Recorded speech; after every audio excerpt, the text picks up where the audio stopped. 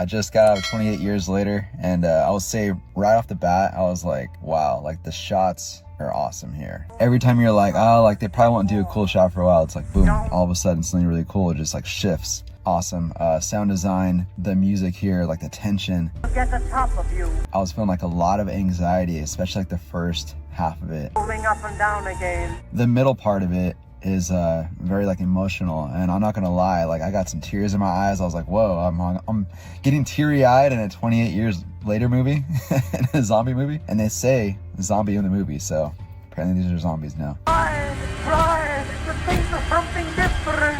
I kept hearing rumblings of like there's this weird thing that happens later. It's like the movie's like really good for the most part, and I agree with that. It's like for like a good 85-90% of it, I was like, this is really good. I don't understand why people are like disliking it. And then all of a sudden got to a certain point and I was like, something happens. It's a big shift, and I was like, I don't know what to think about that one. It's a little weird. You know, it was like this really kind of like artsy movie. Like it felt really close to like the first 28 Days Later movie. Even like the way it looked on camera sometimes was like very grainy. I know they use iPhones for this, but at certain points it was like clean, but then sometimes it was kind of dirty and kind of grungy, like more like 28 Days Later, which I appreciated that.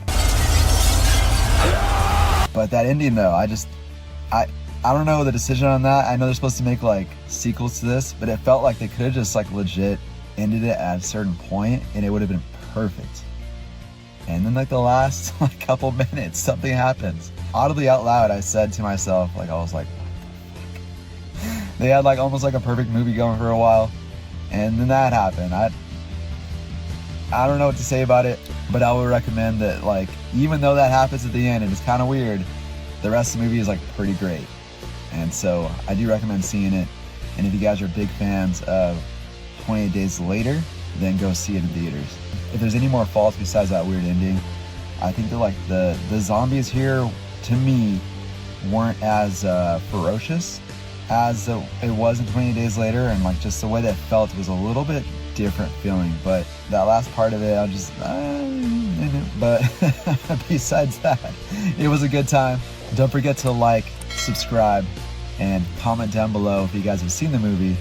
Let me know your thoughts on that ending, because I thought it was a little crazy. Alright guys, see you guys next time. This has been Seth Vision.